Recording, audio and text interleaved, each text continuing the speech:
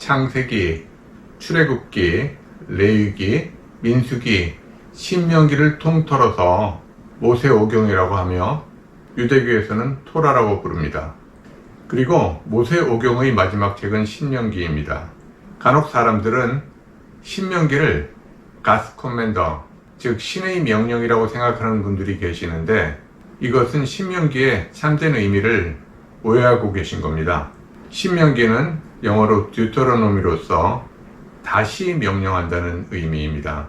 애굽에서 탈출을 해서 유랑을 하던 광야 생활은 농사나 목축을 하기는 했지만 수확량은 미미한 원시 채집 수렵 문화 수준의 상태였습니다. 그런데 가나안을 들어가며 레위 지파를 제외한 11지파의 토지가 분배되면서 이제 이스라엘은 원시 채집 문화에서 농경사회로 전환됩니다. 그래서 하나님은 이스라엘 민족에게 농경사회에 적합한 생활 방식을 다시 명령하시는데 그 하나님께서 다시 명령하신 말씀들을 묶어놓은 책이 신명기입니다. 광야 생활할 때와 이제 가나안에서 정착해서 자기들의 땅을 가지고 살 때의 삶의 형태는 전혀 다릅니다. 하나님이 출애굽기와 레위기, 민수기에서 명령하신 광야 생활에서의 생활 방식과 다른 생활의 규범을 인간들에게 전해줄 필요가 있으셨습니다. 그래서 야훼께서는 이스라엘 민족에게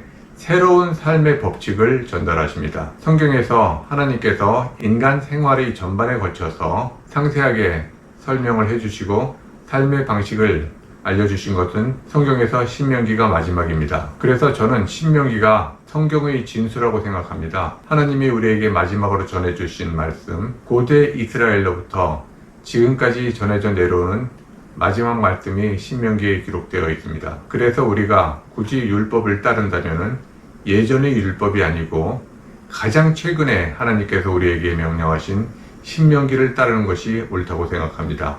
예를 들어서 주차 위반 범칙금이 1990년에는 2만원이었고 2000년에는 3만원이었고 2022년에 4만원이라면 만약 우리가 2022년 8월 17일에 주차 위반 단속이 되었다면 예전의 범칙금인 2만원과 3만원 그리고 올해 새로 만들어진 4만원을 더해서 9만원의 범칙금을 내는 것이 아니고 올해 새로 정해진 4만원의 범칙금만 내면 됩니다.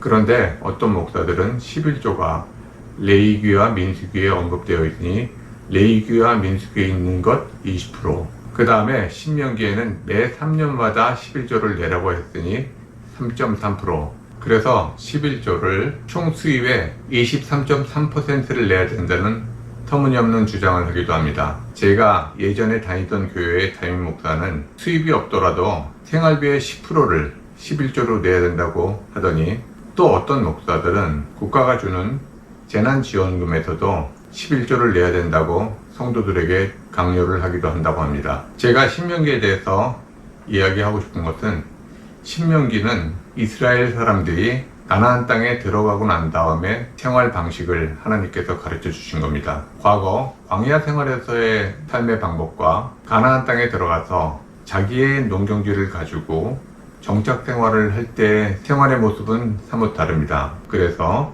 광야 생활과 정착 생활에서의 법칙은 똑같을 수가 없고 달라져야 됩니다. 하나님은 그 점을 고려하셔서 신명기에서 다시 11조에 대해서 사람들에게 명령하십니다. 광야 생활의 11조는 비록 농사를 짓고 목축을 한다고 해도 그 수입이 보잘것없었기 때문에 레위인에게 전체 수입의 10%를 주라고 했지만은 신명기에는 모든 사람들이 정상적으로 농사를 짓고 가축을 치고 하기 때문에 만약에 레위인들에게 10%를 다 주면은 레위인들에게 엄청나게 많은 몫이 돌아가기 때문에 하나님은 새로운 11조를 이스라엘 백성들에게 제시하십니다. 그와 함께 이스라엘 사람들이 어떻게 하면 행복하게 잘 살 수 있는지에 대해서도 하나님께서는 가르치고 계시는데 그 방법이 11조 속에 나와 있습니다. 그리고 하나님은 또 다른 11조의 쓰임새에 대해서 말씀하시는데 앞으로 벌어질 전쟁, 이스라엘 사람들이 가나안 정복을 하면서 벌어지는 전쟁 속에서 생길 상위 군인과 전쟁에서 남편을 잃은 과부, 그리고 전쟁에서 부모를 잃은 고아에 대한 배려를 하십니다. 그런 배려들이 하나님께서 가르쳐 주신 11조의 방법 속에 녹아 들어가 있습니다. 하나님이 얼마나 인간을 사랑하시는지, 그리고 하나님이 어떻게 앞일을 예비하시는지 우리가 신명기 11조를 보면 잘 알 수 있습니다. 그래서 신명기 11조에 들어가기 전에 신명기는 어떤 책이며 신명기에서 이야기하고자 하는 하느님의 뜻이 무엇인지에 대해서 잠깐 살펴봤습니다. 이제 다음 영상부터는 신명기 11조를 자세하게 살펴보겠습니다. 신명기 11조는 교회에서 잘 다루지 않는 부분인데요. 또 어떤 목사들은 신명기 11조를 축제의 11조라고 이야기를 합니다. 그렇지만 신명기 11조는 가장 중요한 11조 정신이고 우리가 어떻게 11조 생활을 해야 되는지에 대해서 자세히 설명하고 있습니다. 그리고 신명기의 11조는 이슬람교에 그대로 전달이 되어서 자카트라는 이슬람 헌금의 원형이 됩니다. 성경 여러 곳에 11조 이야기가 나옵니다. 이미 말씀을 드렸지만은 창세기에 아브라함과 야곱의 11조가 나오는데 아브라함의 11조는 헌금이라고 볼 수가 없습니다. 아브라함이 전쟁에서 이기고 돌아오면서 멜기세덱에게 전리품의 10%를 준 것이지, 그게 멜기세덱이 엄청나게 높은 사람이라서 11조를 바친 것이 아니고, 또 야곱도 자기가 무사히 집으로 돌아가게 해주신다면은 11조를 드리겠다고 서원을 했지만은 야곱이 11조를 드렸다는 이야기는 성경에 없습니다. 그리고 만약에 야곱이 그 이전에도 11조를 계속 드려왔다면은 새삼스럽게 하나님께 11조를 드리겠다고 서원할 이유가 없습니다. 그냥 드리던 11조 계속 드리면 되지, 뭘 해주시면은 11조를 드리겠다, 이렇게 이야기한 것은 그동안에는 11조를 드리지 않았다는 증거입니다. 그 다음에 레위기와 민수기의 11조 이야기가 나오는데 이 두 11조는 하나님께서 명령하신 겁니다. 그런데 레위기는 정확하게 11조를 따로 떼어놓으라고 말씀을 하셨지만은 어디다 어떻게 쓰라고 말씀은 하지 않으셨습니다. 그런데 민수기에서는 정확하게 수확의 10분의 1을 레위인에게 주라고 하셨습니다. 그 10분의 1을 받은 레위인은 다시 그것의 10분의 1을 제사장 아론에게 주라고 하나님께서는 명령하셨습니다. 그 이후에 모세오경의 마지막 책인 신명기에서 하나님은 11조를 다시 언급하십니다. 신명기의 11조는 기존의 민수기의 11조와 전혀 다른 11조입니다. 민수기의 11조는 수확의 10분의 1을 레위인에게 주라고 얘기했지만은 신명기의 11조에서는 10분의 1을 레위인에게 주는 것이 아니고 10분의 1의 3분의 1, 그러니까 총 소득의 3.3%를 모두 레위인에게 주는 것이 아니고 레위인과 나그네와 고아와 과부를 함께 주라고 이야기했습니다. 3.3%조차도 모두 레위인을 위해서 쓰는 것이 아니라 그 3.3% 내에서 레위인의 몫이 있고 고아와 과부와 나그네를 위한 몫이 따로 있었습니다. 민수기에서는 수확의 10분의 1, 그러니까 11조를 모두 레위인에게 줬었는데 신명기에 와서는 10분의 1도 아니고 그 10분의 1의 3분의 1, 그러니까 총 수확의 3.3%를 레위인과 나그네와 고아와 과부에게 나눠주러 가신 겁니다. 민수기의 11조에 비하면 레위인의 몫은 형편없이 작아졌습니다. 그것이 하나님의 계산법입니다. 주먹국으로 생각하고 대충 계산한 것이 아니고 하나님은 정확하게 분배를 해서 의당 11조를 나누어 가질 사람들이 정확한 몫을 받을 수 있도록 하나님께서는 이스라엘 백성들에게 명령을 하셨습니다. 신명기 이후로 11조는 또 여러 곳에서 나타납니다. 사무엘이 11조에 대해서 이야기했고 아모스 선지자도 11조에 대해서 경고를 했습니다. 히스기야 왕도 11조를 거뒀는데 히스기야 왕이 11조를 거둔 다음에 유다 왕국이 멸망을 당할 거라는 저주의 예언을 받았습니다. 우리가 잘 알고 있고 또 늘 목사들이 11조를 강조할 때마다 예로 드는 말라기서의 11조가 있는데 말라기서의 11조 역시 하나님이 명령하신 것이 아니고 느헤미야라는 사람이 11조를 거둔 것에 대한 이야기입니다. 그 이후에 11조를 열심히 내는 척하는 사람들이 있었는데 잘 알고 있는 바리새인입니다. 그리고 예수님께서 11조에 대해서 언급을 하셨고요. 그렇게 11조는 창세기, 레위기, 민수기, 신명기, 그 다음에 사무엘, 히스기야 왕, 아모스, 말라기서, 바리새인, 마지막으로 예수님이 언급하셨지만은 실제 하나님께서 명령하신 11조는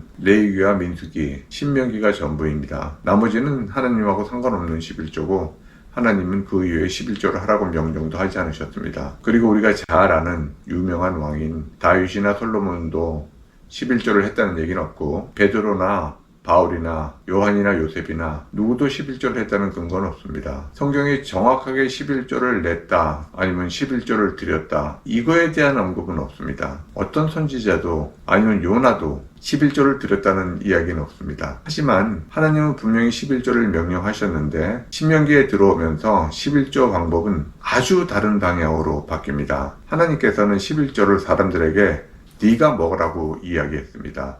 너와 내 가족과 내 권속들과 너의 종들도 함께 먹으라고 했습니다. 먹는데 어떻게 먹느냐? 집에서 앉아서 먹지 말고 내가 정해주는 다른 곳에 가서 먹으라고 했어요. 다른 곳에 가서 먹으라는 이유가 있었고 그 다른 곳은 흔히들 생각하는 성막이나 당시에는 성전이 없었으니까 물론 성전은 아니고요. 들이나 바다나 이런 곳이 아니고 하나님께서는 11조를 먹는 장소를 자기가 살고 있는 곳이 아닌 다른 지파가 살고 있는 곳으로 옮겨서 먹게 하신 것 같습니다.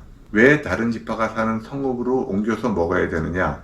그 이유에 대해서는 따로 설명을 드리겠습니다. 그리고 왜 11조를 먹으라고 했는지, 왜 하필이면은 11조를 먹는 시기가 추수 후에 가서 먹어야 되는지, 보통 보리는 3, 4월쯤에 추수를 하고 밀은 6월, 7월쯤 추수를 하는데요. 밀 추수를 하고 난 다음에는 아주 더운 여름철이 찾아옵니다. 이 시절쯤, 그러니까 한국의 8월이나 이스라엘의 8월이나 비슷하다고 생각하시면 됩니다. 하나님께서 인간에게 명령하신 것은 더운 여름철에 다른 곳으로 가서 10분의 1을 다 먹으라고 이야기하십니다. 여기에 하나님의 사랑이 담겨 있습니다. 그리고 두 번째는 첫째, 둘째 해 거둔 수확의 11조는 너와 너의 가족들, 그 다음에 너의 집에 딸려있는 모든 사람들이 함께 먹고 3년차 소득의 10분의 1은 레위인과 과부와 고아와 나그네를 대접하는데 레위는 우리가 왜 11조를 줘야 되는지 잘 알고 있으니까 추가해서 이야기할 필요는 없고요. 왜 하나님께서 특별히 신명기에 나그네와 고아와 과부를 강조하셨느냐 하면은 하나님은 가나안 땅에 들어가면은 당연하게 정복전쟁이 이루어질 것이고 그 정복전쟁에는 수많은 사상자가 날 것이라고 하나님은 예측을 하셨던 겁니다. 뭐 당연한 일이고요. 그래서 16년 동안 가나안 정복전쟁을 하는 동안에 수많은 남자들이 군인으로 전장에 나가서 싸워서 어떤 사람은 죽기도 하고 어떤 사람들은 큰 부상을 당해서 대열에서 낙오가 되는 경우가 많았을 겁니다. 그 낙오가 된 사람들은 요즘같이 후송하는 차량이 있다든지 헬리콥터나 비행기가 있지 않았으니까 모두 걸어서 집으로 돌아가야 됐습니다. 아니면 집으로 가지 못하고 어디엔가 정착할 수밖에 없는 경우도 있을 거고요. 하나님은 그래서 그 나그네들, 전장에서 다쳐서 집으로 돌아가는 상위 군인들을 잘 보살피라고 이야기하신 겁니다. 나그네라는 사람들이 난민이나 아니면은 불황아들 또는 외국에서 놀러 온 사람들이나 이방인들 이런 사람들이 아니고 신명기에서 말하는 나그네는 상위 군인입니다. 부상을 입은 상위 군인들을 하나님께서는 극진히 대접하라고 당부하셨습니다. 고아와 과부는 당연하게 남편이 또는 아버지가 전쟁터에 나가서 죽은 사람들을 이야기합니다.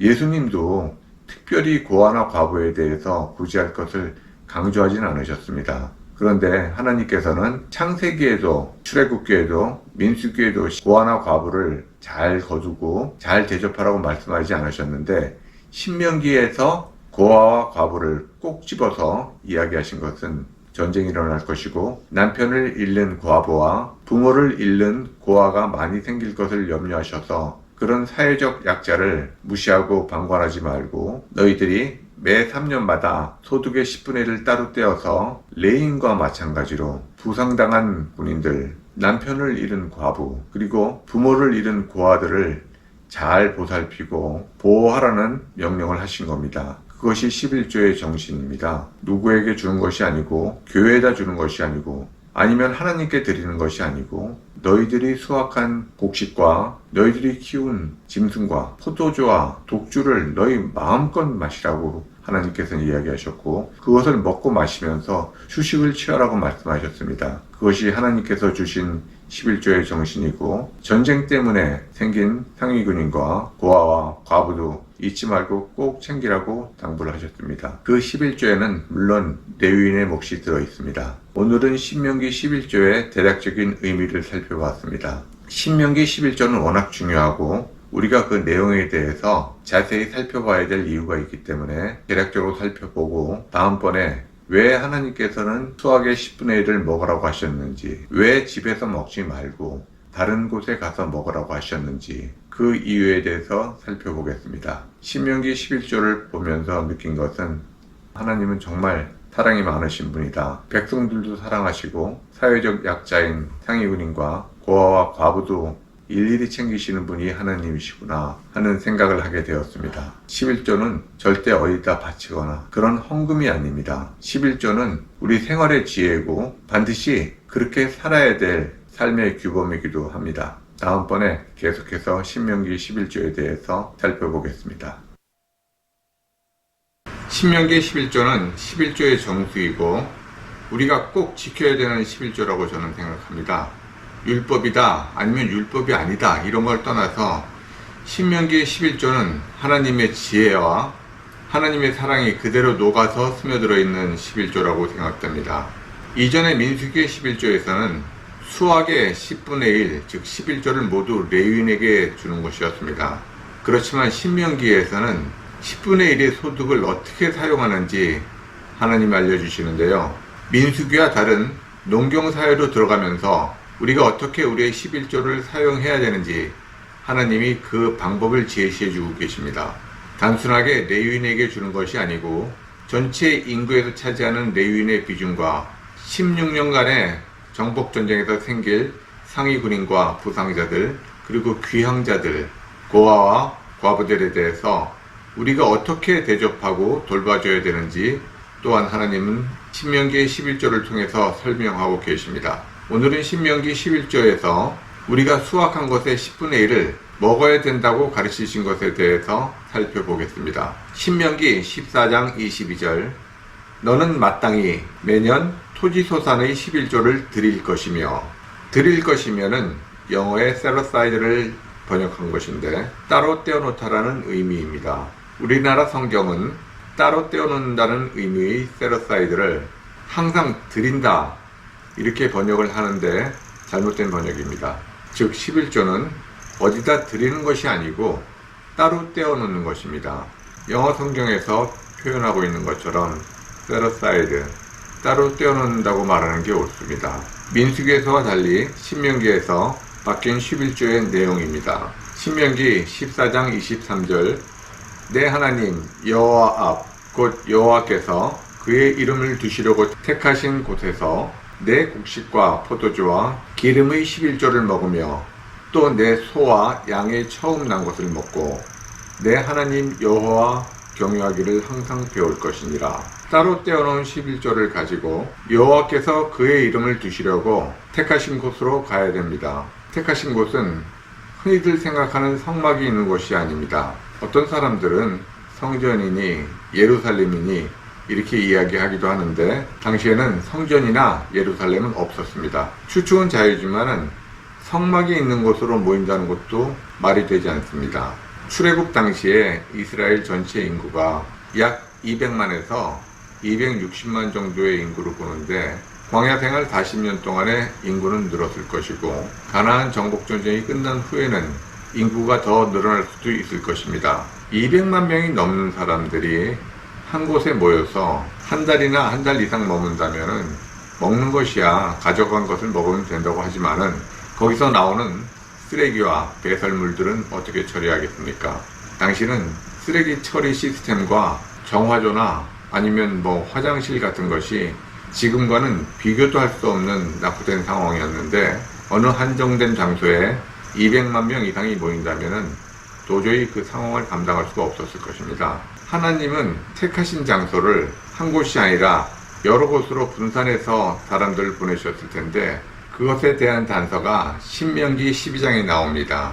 신명기 12장 12절 너희와 너희의 자녀와 노비와 함께 너희의 하나님 여호와 앞에서 즐거워할 것이요 레위인은 너희 중에 분깃이나 기업이 없음이라. 이스라엘 사람들이 11조를 먹기 위해서 가는 장소는 레위인이 있는 곳입니다. 자기 지역에 있는 레위인들이 따라가지 않고 레위인이 있는 지역으로 가서 11조를 먹을 것이니 그 장소는 깊은 산속이나 아니면 멀리 떨어져 있는 바닷가가 아니고 레위인이 살고 있는 성읍으로 가는 것입니다. 신명기 12장 14절 오직 너희의 한 지파 중에서 여호와께서 택하실 그곳에서 번제를 드리고 또 내가 내게 명령하는 모든 것을 거기서 행할지니라. 여기서도 분명한 대답이 나옵니다. 성막이나 있지도 않은 성전이 아니고 이스라엘 11지파 중에서 하나님께서 한 군데를 정하신다는 말입니다. 내가 거주하는 성읍이 아니고 남의 성읍 중에서 한 군데를 정하신다는 의미입니다. 그러면 집에서 먹어도 될 것을 왜 야훼께서는 다른 곳으로 가서 먹으라고 하셨냐 하면은 야훼는 사람들에게 소득의 10%를 모두 먹이고 싶어 하십니다. 왜냐하면 잘 먹어야 힘이 날 수 있으니까 그것을 다 먹이고 싶은데 만약에 그 집의 아버지나 가장이 짠돌이라면은 집에 있을 경우에 창고에서 그저 조금씩 꺼내서 가족들과 나눠 먹고 그의 수확량의 5%나 6% 정도를 먹고 나면은 이제 그만 먹자 이렇게 이야기할 수도 있습니다. 그러니까 야훼께서는 아까워서 10%를 다 먹지 않을 경우를 대비해서 10% 전체를 싸가지고 가서 멀리 가서 거기서 다 먹고 오라는 겁니다. 그러면 가족들이 아니면 다른 권속들이 다 먹었는지 안 먹었는지 금방 확인할 수 있으니까 가장이 다 먹었다고 거짓말할 수가 없고 가져간 것은 다 먹어야 돌아올 수 있는 겁니다. 건강하게 잘 지낼 수 있는 방법 중에서 가장 중요한 것이 잘 먹는 겁니다. 운동도 중요하지만은 제대로 먹지도 않고 운동만 열심히 하면 오히려 몸에 해가 될 수가 있습니다. 그래서 하나님께서는 평소에는 잘 먹지도 못하고 일만 열심히 하던 이스라엘 사람들에게 수확한 곡식과 포도주와 기름과 소와 양의 10분의 1을 모두 먹으라고 이야기하십니다. 많은 신학자나 목회자들이 신명기의 11조를 축제의 11조라고 이야기합니다. 제가 모든 사람의 의중은 다 헤아릴 수 없지만은 신명기의 11조를 축제의 11조라고 이야기하는 것은 신명기의 11조는 정상적인 11조가 아니라는 것을 강조하기 위해서 그러는 것 같습니다. 민수기에서는 11조를 모두 레위인에게 주라고 하나님께서는 말씀하셨습니다. 그러니 11조를 받고 싶은 사람 입장에서는 민수기에 있는 11조를 먼저 나한테 내놓고 신명기에 나와 있는 11조는 축제의 11조니 내놓고 남은 돈에서 10분의 1을 띄든지 11조를 내든지 그걸로 너네들이 먹고 마시라 이런 의도로 이야기하는 것 같습니다. 하지만 야훼께서 신명기에서 새로운 11조를 말씀하신 의도는 과거에 있는 11조를 모두 무시하고 신명기에 있는 11조를 지키라는 의미입니다. 우리는 야훼의 명령에 따라서 11조를 어디다 내거나 바치는 것이 아니고 우리가 온전히 다 먹기만 하면 됩니다. 우리 소득의 10%를 평상시에 먹는 밥이나 평상시에 먹는 음식이 아닌 아주 특별한 것으로 먹고 또는 그 10%로 여행도 가고 영화나 연극도 보는 등 우리 가족의 복지를 위해서 사용하는 것이 신명기의 11조의 의미라고 생각됩니다. 이 신명기의 11조에 대해서는 교회에서 잘 이야기하지 않습니다. 만약 교회에서 목사가 11조를 교회에다 내는 것이 아니고 스스로 먹는 거라고 이야기하면 누가 교회에다 11조를 내겠습니까? 그래서 11조를 원하는 목사들은 신명기의 11조 이야기를 하기가 꺼려질 것이고 아니면은 축제의 11조라고 해서 일단 11조는 교회에 내고 아까 말씀드렸듯이 나머지 돈으로 너희들이 먹든지 말든지 마음대로 해라 이렇게 이야기하고 싶을 겁니다. 그런데 차마 그렇게는 이야기하지 못하겠으니까 점잖게 신명기의 11조는 축제의 11조라고 이야기하는 겁니다. 제 생각이 그렇습니다. 오늘은 11조를 왜 여호와께서 먼 곳에 가서 먹으라 그러는지 그 이유에 대해서 살펴봤습니다. 집에서 먹으면은 그의 소출의 11조를 먹지 않을 가능성이 높기 때문에 야훼께서는 10분의 1을 모두 싸가지고 멀리 가서 다 먹은 다음에 돌아오라고 말씀하신 겁니다. 다음번에는 11조를 먹으러 떠나는 시기, 왜 그 시기를 야훼께서 정하셨는지, 그리고 레위인과 고아와 과부에게 주는 3년차 11조의 의미에 대해서 생각해 보겠습니다. 지난 영상에서 이스라엘 사람들이 야훼께서 정해주신 곳으로 가서 그의 11조를 먹는다고 말씀드렸습니다. 성경에 의하면 그 정하신 곳이 성막도 아니고 성전이나 예루살렘은 더더욱 아닌 다른 지파의 성읍입니다. 11지파는 각기 다른 지파가 사는 곳으로 돌아가며 자기들이 가져간 11조를 먹었습니다. 예를 들면 유다 지파는 르우벤 지파의 성읍으로, 르우벤 지파는 요셉 지파의 성읍으로, 요셉 지파는 유다 지파의 성읍으로 옮기는 식입니다. 신명기 14장 24절, 그러나 내 하나님 여호와께서 자기의 이름을 두시려고 택하신 곳이 내게서 너무 멀고 행로가 어려워서 내 하나님 여호와께서 그 풍부히 주신 것을 가지고 갈 수 없거든. 신명기 14장 25절, 그것을 돈으로 바꾸어 그 돈을 싸가지고 내 하나님 여호와께서 택하신 곳으로 가서 신명기 14장 26절, 내 마음에 원하는 모든 것을 그 돈으로 사되 소나 양이나 포도주나 독주 등 내 마음에 원하는 모든 것을 구하고 거기 내 하나님 여호와 앞에서 너와 내 권속이 함께 먹고 즐거워할 것이며, 11조를 하는 시기는 주요 작물에 그의 농사가 끝나는 시기입니다. 이스라엘의 주식은 밀이며 11조를 먹으러 떠나는 시기는 밀 추수가 끝나는 시기입니다. 어디든 마찬가지이지만 밀 추수가 끝나면 여름이 오고 더위가 시작됩니다. 이스라엘도 7월, 8월이 가장 더운 시기입니다. 저는 농사를 짓지 않지만은 더운 여름철이라도 틈이 나면 때때로 정원에 나가서 풀도 뽑고 나무들 전지도 하고 합니다. 하물며 농사를 짓는 사람들은 더운 여름철이라도 집에 있으면은 일거리를 찾아서 뭐라도 일을 할 수밖에 없습니다. 이스라엘은 보리나 밀 농사 외에도 포도 농사를 많이 짓습니다. 그래서 밀 농사가 끝나면은 포도 수확을 준비해야 되니 포도나무도 돌봐야 될 것이고 잡초도 뽑아야 될 것입니다. 그래서 야훼께서는 이스라엘 사람들을 아예 일거리가 보이지 않는 먼 곳으로 보내신 겁니다. 그래야지 일에 대한 걱정이 없이 푹 쉴 수밖에 없기 때문입니다. 야훼께서는 집에서 멀리 떠나서 농사나 일 걱정을 하지 말고 잘 먹고 푹 쉬다가 오라고 다른 지파가 사는 곳을 지정해서 사람들을 보내 휴가를 즐기게 하셨습니다. 농사 짓느라 고생했으니 집 걱정, 농사 걱정하지 말고 충분히 쉬고 난 후 돌아오라는 말씀으로 오늘날 유럽 사람들이 즐기는 장기간의 여름 휴가와 같은 맥락으로 볼 수 있습니다. 신명기 14장 27절, 내 성읍에 거주하는 레위인은 너희 중에 분깃이나 기업이 없는 자이니 또한 저버리지 말지니라.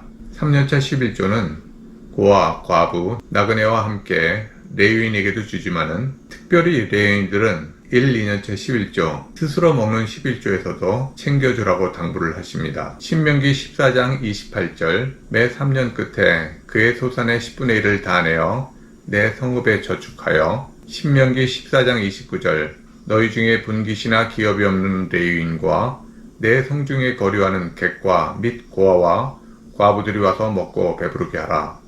그리하면 내 하나님 여호와께서 내 손으로 하는 범사에 내게 복을 주시리라. 같은 의미의 말씀이 신명기 26장에 있습니다. 신명기 26장 12절, 셋째 해 곧 11조를 드리는 해에 내 모든 소산의 11조 내기를 마친 후에 그것을 레위인과 객과 고아와 과부에게 주어 내 성읍 안에서 먹고 배부르게 하라.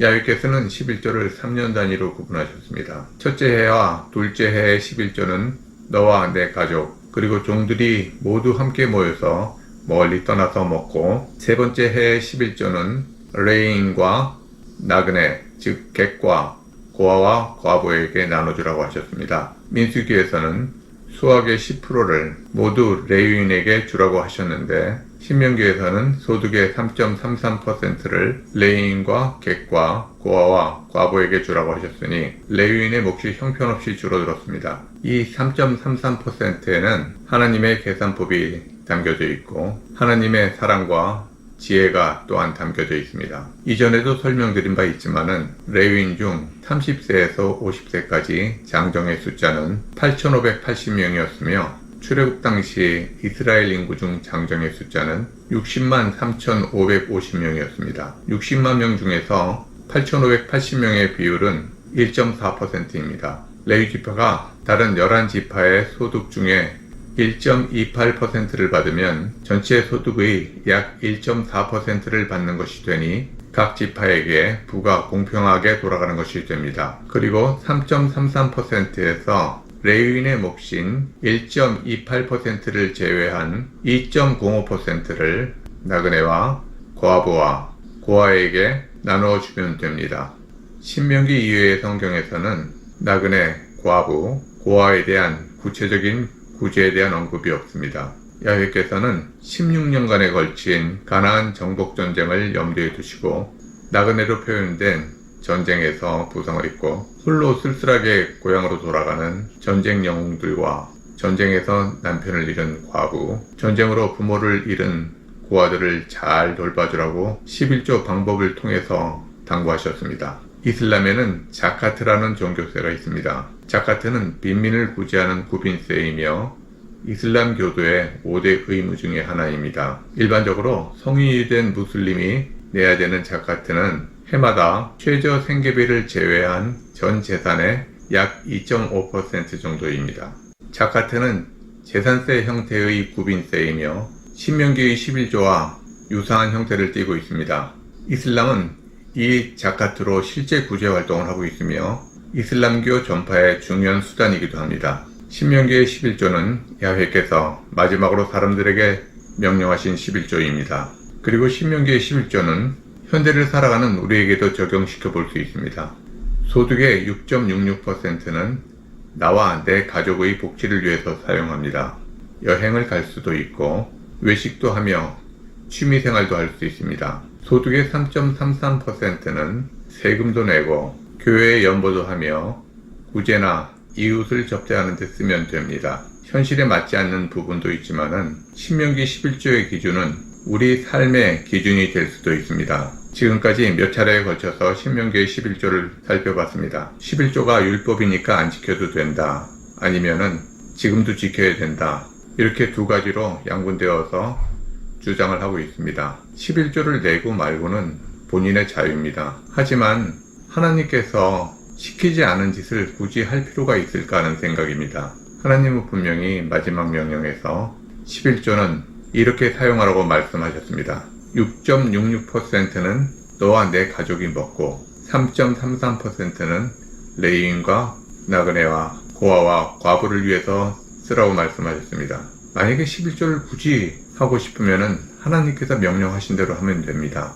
왜 11조를 가지고 멀리 가야 되는지, 왜 더운 여름에 하나님이 휴가를 보내셨는지, 그리고 왜 나그네를 접대해야 되는지, 나그네가 누구인지에 대해서 말씀드렸습니다. 11조를 하든 헌금을 하든 그것은 개인의 자유입니다. 하지만 하시더라도 목사들이 강조하는 방법에 의해서 하지 마시고 하나님께서 가르쳐 주신 방법대로 하시면 더 좋겠습니다.